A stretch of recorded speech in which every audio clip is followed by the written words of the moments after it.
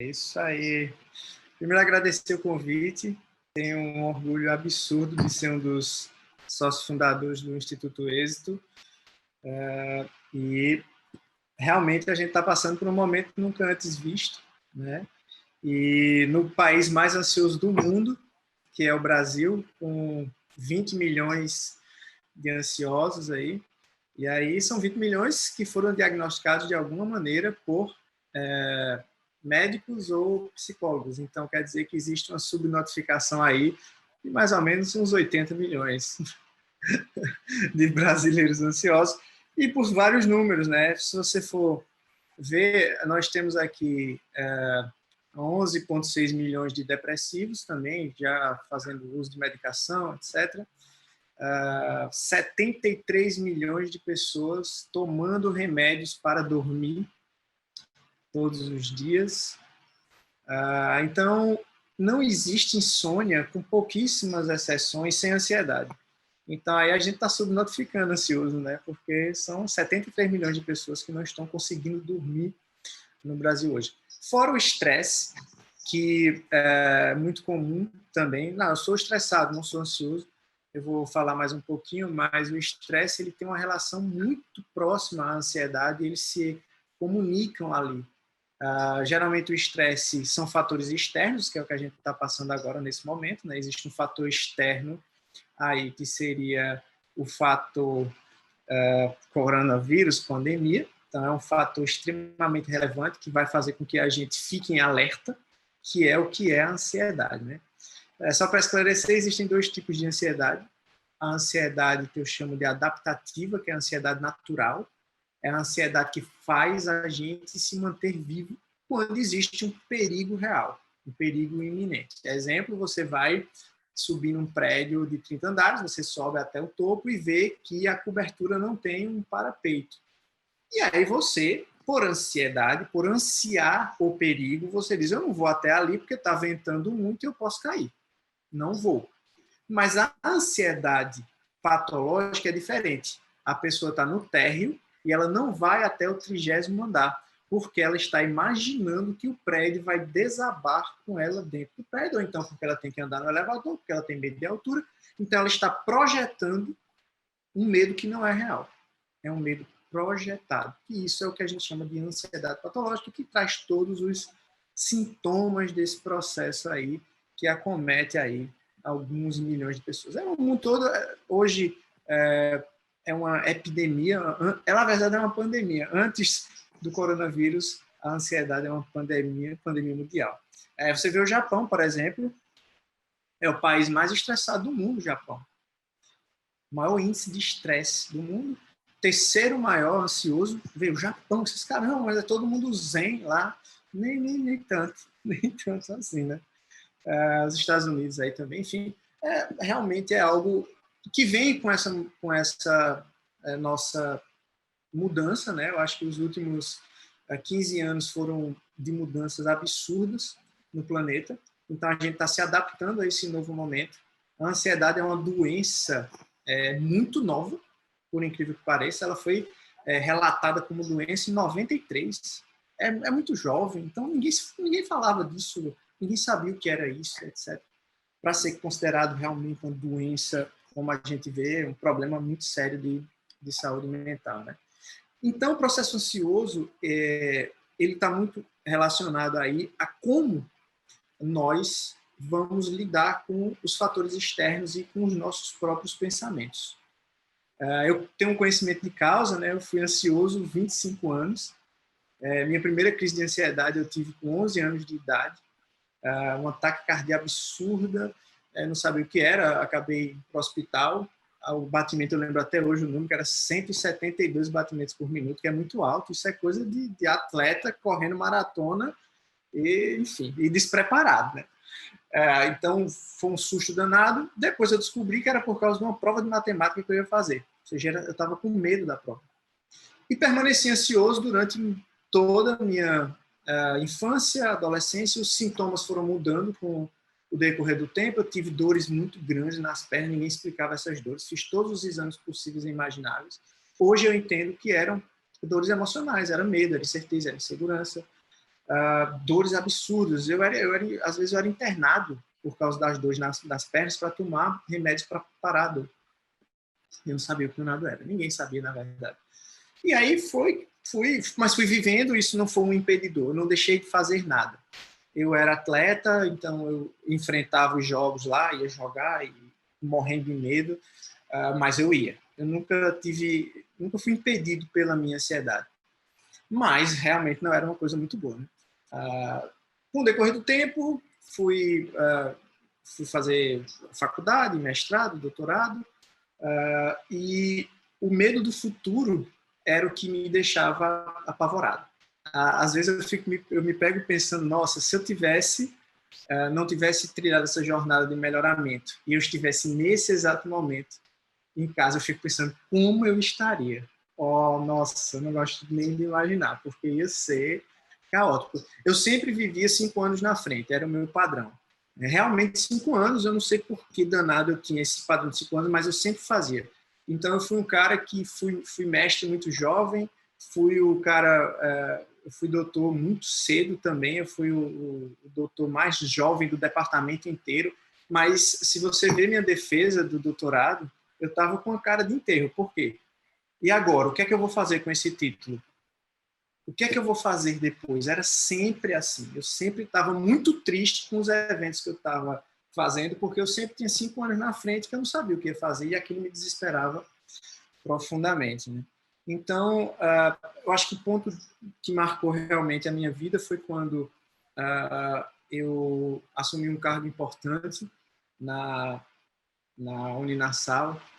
Jang aí tá de prova, não me deixa mentir. Eu era coordenador adjunto do curso de medicina lá.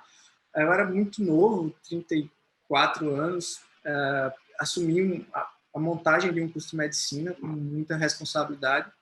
Meu primeiro filho estava com 1 mês de vida naquele exato momento e eu me vi num caos mental, porque um menino em casa, 1 mês, cheio de alergia. O menino era alérgico ao planeta, ele não queria vir, não. Ele simplesmente disse, rapaz, eu não gostei não desse negócio, eu quero voltar.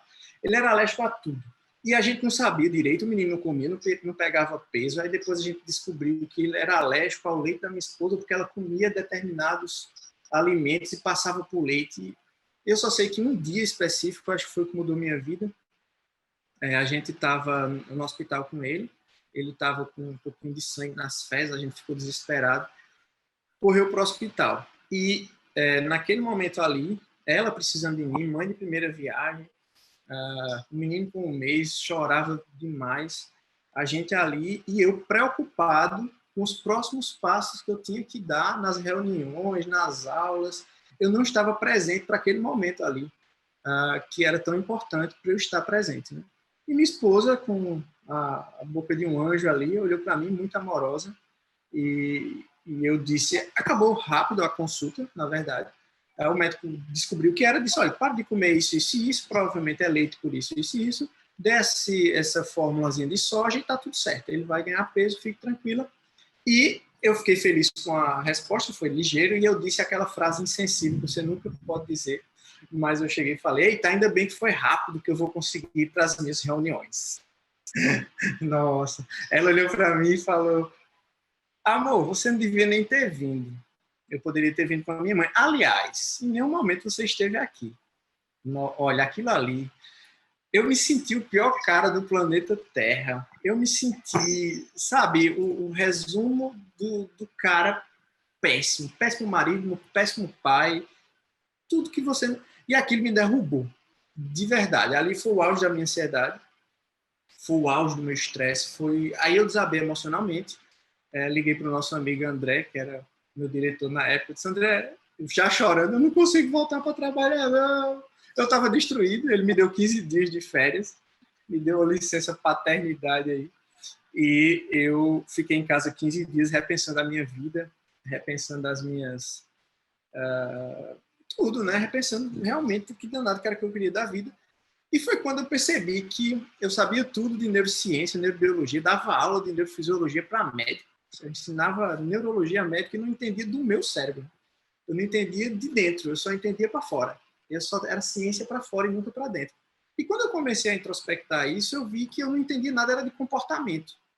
Eu não sabia que ações eu tomava que fazia o meu cortisol, adrenalina, enfim, aumentar, não sabia. E aí eu fui começar a pesquisar o que danado está acontecendo comigo. E o que mudou a minha vida foi a respiração. Foi quando um amigo meu indicou meditação para eu começar a fazer. Ele disse que foi muito bom para ele, ele é um terapeuta maravilhoso. E eu comecei a meditar. 15 dias depois, eu já estava muito melhor. Realmente eu senti mudanças no corpo, inclusive. Eu tinha aqueles negócios do olho acelerado, sabe? Que fica batendo assim. O meu era tão grande que já estava no ombro. Era o ombro que balançava. Eu estava muito ruim. Era o ombro mesmo, balançava. E aí eu disse, caramba, eu tô muito mal. Às vezes eu ficava com vergonha. Será que o povo tá vendo que meu ombro tá balançando aqui? Era muito lábio, sabe? E melhorou isso em 15, 20 dias. Aí eu comecei a estudar a ciência da meditação. Sempre fui pesquisador, sempre fui muito curioso por essência. E comecei a fazer pesquisas sobre o que danado é que está acontecendo. E comecei a fazer correlações com neurociência, porque é minha área, não tinha como não fazer. E eu disse, caramba, quer dizer que se eu fizer isso, tem isso, se eu fizer isso, tem isso. E comecei a estudar. Tive o prazer de fazer aquela disciplina lá de Harvard, de felicidade. Fiz vários cursos na Universidade de Berkeley também falando sobre ciência da felicidade, ansiedade, etc. E me descobri, foi uma jornada totalmente egoísta, né? Essa autodescoberta. Comecei a ajudar algumas pessoas do meu lado, mas enfim, vida que segue, até que a gente decidiu empreender e começamos a empreender na internet. E quando a gente começou a fazer pesquisas do que a gente queria fazer na internet, eu vi que o que mais impede as pessoas no Brasil hoje, a gente fez uma pesquisa, atingiu quase 1 milhão de pessoas, mais de 70 mil pessoas responderam essa pesquisa e 97% responderam que o que impede ela de prosperar, de empreender, de fazer tudo, é medo, que está relacionado à ansiedade, insegurança, que está relacionado à ansiedade, estresse, que está relacionado à ansiedade. Eu digo, caramba, das 10 perguntas que eu fiz, quase 7 tinham uma relação direta. Procrastinação, que tem a ver com ansiedade também. Eu digo, nossa. E eu digo, o que é que dentro da minha jornada eu posso fazer para ajudar essas pessoas? Eu já tinha criado um monte de protocolo para mim mesmo, para os meus amigos. Eu disse, vou fazer isso. Vou mostrar como essas pessoas podem auto-aplicar esses protocolos e melhorar do processo ansioso. Fui ver o que era que estava sendo feito no mundo em relação à ansiedade, e o que a gente viu é que os tratamentos psicológicos, né, a psicologia, ela é funcional, mas é de longo prazo. As pessoas precisam uma melhora imediata, então demora bastante, uma sessão por semana, enfim, tem que ter um approach ali, psicólogo, paciente, então demora um pouco. A psiquiatria ela é muito medicamentosa, então você entra lá, está ansioso, vai tomar remédio automaticamente. As medicações elas são eficientes em parte para alguns sintomas, mas elas não curam, porque a ansiedade parte de um padrão de pensamento, o estresse parte de um padrão de pensamento estabelecido pelo fator externo. Ou seja, a pandemia está presente, beleza, como eu vou lidar com isso? Eu não aceito. Aí, se eu luto contra o que está posto, eu vou criar mais estresse, mais batalha, mais ansiedade. Então, isso demora muito. Como existe uma cultura medicamentosa no planeta, porque a medicina acabou se desenvolvendo junto com a indústria farmacêutica. E aí existe um benefício e também um malefício nisso, que é o seguinte: os protocolos psiquiátricos eles são baseados nas medicações que são criadas, e não na pessoa. Parte do padrão medicamentoso. Né? Então, isso é extremamente ruim para desenvolver pessoas, porque a gente está sempre tratando de medicação. Lógico que são muito necessárias, principalmente em processos depressivos, por uma série de questões fisiológicas, que eu não vou entrar no mérito. Realmente tem momentos que você precisa tomar medicação, porque os níveis estão tão baixos de alguns neurotransmissores que você precisa tomar, ponto final. Mas não vai te curar. Isso é fato. Porque é o seguinte, imagina que você tem um padrão de pensamento extremamente negativo, pessimista, destrutivo. Aí você tem um fator externo que é uma pandemia. tá? Que é um fator também que lhe deixa inseguro, você não sabe o que é que vai acontecer, crise econômica, etc. Um especialista diz A, diz B. Ótimo. Isso gera gatilhos de alerta no seu cérebro, ou seja, medo. E o medo causa sintoma, taquicardia, sudorese. Aí, quando você sente a ansiedade no peito, quando você sente o coração, a respiração, como a Heloísa falou aqui, ó, você diz, o negócio é sério. Vou ter um infarto. Vou morrer, tô com dor, vou morrer, tô sentindo alguma coisa, e aí você entra num loop, que a gente chama loop ansioso. É praticamente um loop hipnótico, porque você não deixa de ter o pensamento negativo, automaticamente você cria histórias negativas, é aquela pessoa que abre a janela, aí vê que está nublado. Recife, quando chove muito, o trânsito fica caótico, é um inferno. Mas o que é que você faz? Você abre a janela, olha o padrão ansioso como é. Você abre a janela, vê que está nublado. Aí vem um pensamento, eita, vai chover. Isso é um pensamento natural, normal, tranquilo, você percebeu que o céu está nublado. Mas automaticamente você cria uma história. Toda vez que chove aqui em Recife, fica um caos. Se fica um caos, eu vou pegar o carro e vou ficar alagado. Se eu ficar alagado, eu não chego cedo. Se eu não chegar cedo, eu brigo com o meu chefe. Se eu brigar com o meu chefe, eu já não gosto daquele emprego mesmo, porque eu não recebo o que eu mereço. Então, minha vida é um inferno. Isso gera um gatilho de alerta e você começa a sentir a taquicardia nos primeiros 3 segundos da manhã. Porque você pensou isso em 3 segundos, 4 segundos. E você alimenta esse padrão de pensamento inconsciente. As pessoas, provavelmente algumas, que eu estou falando aqui, que estão assistindo a gente, vão dizer, caramba, eu pensei isso. É inconsciente.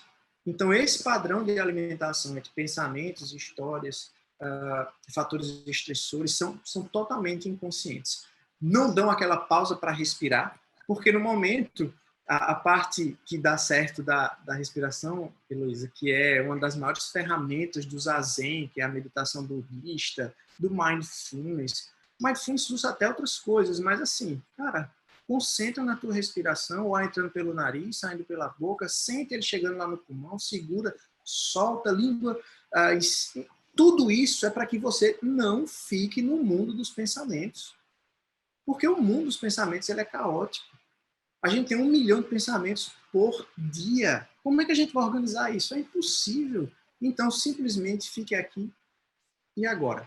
Porque é a única coisa que você pode fazer é aqui e agora. Só existe esse momento. Não existe o futuro, não existe o passado. Só existe o agora. Então, quando a gente respira, a gente está aqui agora, a gente não está em nenhum lugar. Porque é muito difícil você perceber o ar entrando pelo nariz, chegando no pulmão, soltando pela boca, ainda fazendo uma contagem, 1, 2, 3, e aí você ainda pensar em alguma coisa. É impossível. Não dá. Dá um bug e você, opa, vou só respirar. E a gente tem que fazer mais isso, realmente. Eu sempre digo, né, uma das terapias que a gente faz, que a gente propõe, né, ao nosso cliente lá, ao nosso paciente, é que ele faça a cada hora 1 minuto de respiração obrigatória até ele se sentir bem. Até virar rotina. Porque imagina que ele vai passar 10, 12 horas acordado, às vezes mais. O cara já fez 12 minutos de meditação. Quem danado faz 12 minutos? Ninguém faz, praticamente, né?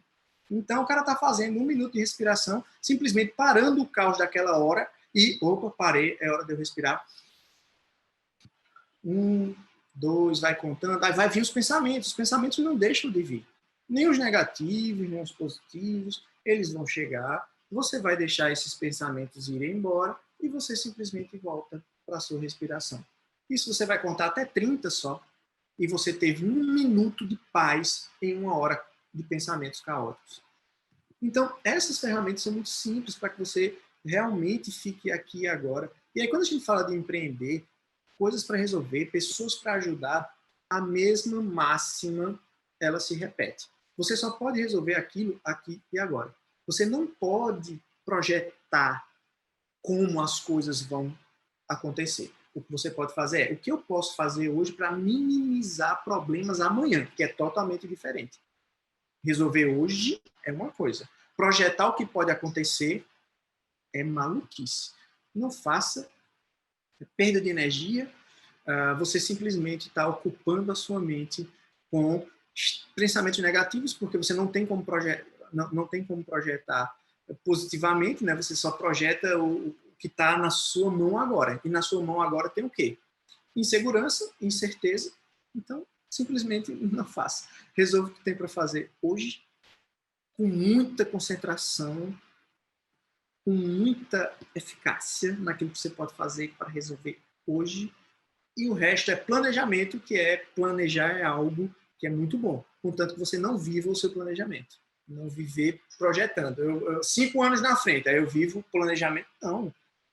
Metas de hoje, metas para amanhã, e assim você vai vivendo seu planejamento. Então, o processo ansioso hoje, o processo estressor hoje, ele vem de uma inconsciência, de uma falta de percepção de como os fatores externos ou seus próprios pensamentos influem na sua vida. Se você começar a ficar mais atento, mais atenta só a esses pensamentos, ó, eita, pensei super negativo agora, ó, deixa aí, não vai resolver, você não vai fazer nada com esse pensamento. Então, simplesmente deixa aí. E a grande mágica da respiração, do mindfulness, do zazen, da psicologia positiva é não dar contexto aos seus pensamentos negativos. Psicologia positiva é muito simples. Todo mundo acha que é pense positivo. Olha, pensar positivo com uma base negativa diária não vai influenciar em nada. Sempre me perguntam, Vasco, então quer dizer, se eu disser eu consigo, vai dar certo, vai resolver? Eu digo, não vai resolver. Eu consigo, aí embaixo, consigo nada. Nunca que eu vou conseguir, nunca eu consegui nada. Como é que eu vou conseguir agora? Nunca que eu consigo. Aí fica a briga do anjinho e do demônio, né? Eu consigo, consegue nada. Só que a gente alimenta os demônios há muito tempo. Nosso padrão de pensamento ele já é negativo naturalmente, até porque é uma estratégia de defesa que a gente traz lá dos nossos ancestrais, inclusive dos animais. O que deixou a gente vivo até hoje foi estar alerta para predadores, estar alerta para... Então a gente aprendeu a pensar negativo. A gente aprendeu a projetar o negativo para não se frustrar se o positivo não vier. Então a gente tem que começar a cortar esses padrões e você corta esses padrões percebendo esses padrões, sabe? Fazendo mapeamentos disso. Poxa, eu pensei negativo aqui, deixa aí, foca no agora. Eu acho que a gente tem excelentes âncoras no agora. Nossa rotina pode ser uma excelente âncora no agora. O que é que você faz de manhã? Beleza, eu acordo, vou no banheiro. Todos os movimentos automáticos que a gente faz, dirigir, tomar banho, escovar os dentes, são excelentes oportunidades da gente pensar um monte de besteira, porque o subconsciente toma conta do nosso corpo e a gente está lá tomando banho, já toma banho há tantos anos, então já toma automático. Muitas vezes eu vou atender as pessoas e as pessoas dizem, rapaz, eu me esqueci que eu passei sabonete ou não. O cara estava tomando banho e esqueceu que passou sabonete e shampoo, simplesmente porque está viajando. Muitas pessoas pegam o carro e fazem um caminho que não querem fazer simplesmente porque estão no piloto automático. E aí, ó, passam aí e tal. E, eita, eu não vinha para cá. Mas é porque eu sempre venho para cá. Ou seja, o piloto automático tomou conta. Quanto menos a gente tiver no piloto automático, melhor para a gente. Quanto mais atento e atento a gente tiver aos nossos pensamentos, beleza. Fator estressante, corona, pandemia. O que é que eu posso fazer agora? Eu tenho que ficar em casa. Beleza. Aceita esse processo e fica em casa. Agora posso sair. Beleza. Eu vou sair agora.